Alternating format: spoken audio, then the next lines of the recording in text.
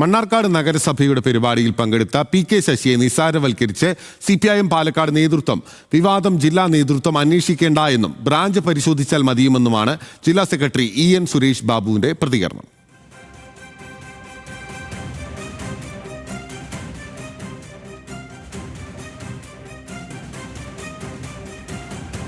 അതിനിടെ പി.കെ. ശശിയെ പാർട്ടിയിലേക്ക് ക്ഷണിച്ചതിനെതിരെ യൂത്ത് കോൺഗ്രസ് സംസ്ഥാന ജനറൽ സെക്രട്ടറി VP ദുൽകിഫൽ രംഗത്തെത്തി.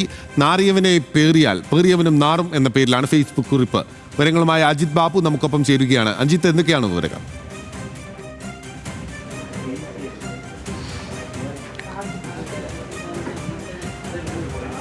ബിനിൽ പോത്തൻ പൂർണ്ണമായും പി.കെ. ശശിയെ നിസ്സാരവൽക്കരിച്ചുകൊണ്ടാണ് CPM ജില്ലാ സെക്രട്ടറി തന്നെ രംഗത്ത് വരുന്ന സാഹചര്യം ഉണ്ടായത്. കഴിഞ്ഞ ദിവസങ്ങളിലൊക്കെ തന്നെ ഈ വിവാദമുണ്ടായതിൻ്റെ പിന്നാലെ കോൺഗ്രസ് പി.കെ. ശശിയേക്കുള്ള വാതിൽ തുറന്നിടുകയും ഇത്തരത്തിൽ പി.കെ. ശശി അയോഗ്യനല്ലെന്ന് പറയുകയും ഉൾപ്പെടെ ചെയ്തിരുന്നു. എന്നാൽ അതിന് പിന്നാലെയും CPMന്റെ ജില്ലാ നേതൃത്വം ഇക്കാര്യത്തിൽ ശശിയെ പരിഗണിക്കാനോ ഒരു പ്രധാനപ്പെട്ട രീതിയിൽ അതിന് ഉത്തരം പറയാനോ തയ്യാറായില്ല എന്നുള്ളത് വളരെ പ്രാധാന്യത്തോടു തന്നെ കാണേണ്ടതാണ്.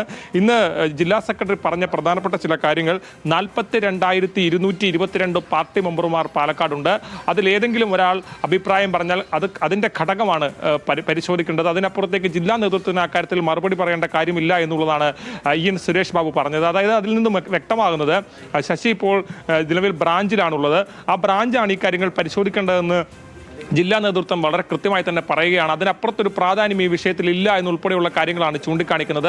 ഈ പി.കെ. ശശി ഇത്തരത്തിൽ UDF ഭരിക്കുന്ന മണ്ണാർക്കാട് നഗരസഭയുടെ ആയുർവേദ ഡിസ്പെൻസറിയുടെ പരിപാടിയിൽ മുഖ്യാതിഥിയായി എത്തി പറഞ്ഞൊരു പ്രധാനപ്പെട്ട കാര്യം, അഴിമതിക്കെതിരെ സംസാരിക്കുന്നവർ പൂർണ്ണമായും അഴിമതിയിൽ മുങ്ങി നിൽക്കുന്ന ചില ആളുകളാവരുത് എന്നുൾപ്പെടെയുള്ള കാര്യങ്ങളാണ് പറഞ്ഞത്. അത്തരത്തിലുള്ള കാര്യങ്ങൾ പറഞ്ഞതിന് പിന്നാലെ DYFIയും CPMും ഉൾപ്പെടെ മണ്ണാർക്കാട് നഗരസഭയ്ക്കെതിരെ ശക്തമായ അഴിമതി ആരോപണങ്ങൾ ഉൾപ്പെടെ ഉന്നയിച്ച് നിൽക്കുന്ന ഘട്ടത്തിലാണ് ഇത്തരത്തിലൊരു പരാമർശം നടത്തിയത്.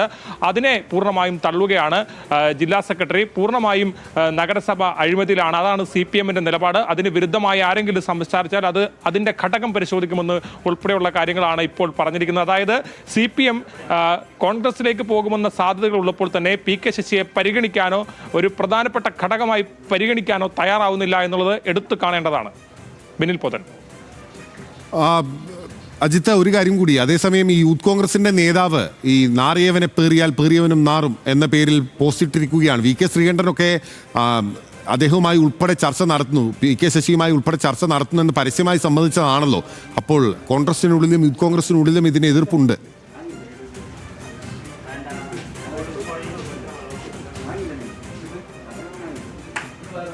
ബിനിൽ, അതിൽ പ്രധാനപ്പെട്ട കാര്യം, കോൺഗ്രസിന്റെ പാലക്കാട് നേതൃത്വം മുമ്പും ഇത്തരത്തിൽ പി.കെ. ശശിയെ കോൺഗ്രസിലെത്തിക്കാനുള്ള ശ്രമങ്ങൾ നടത്തിയിരുന്നു.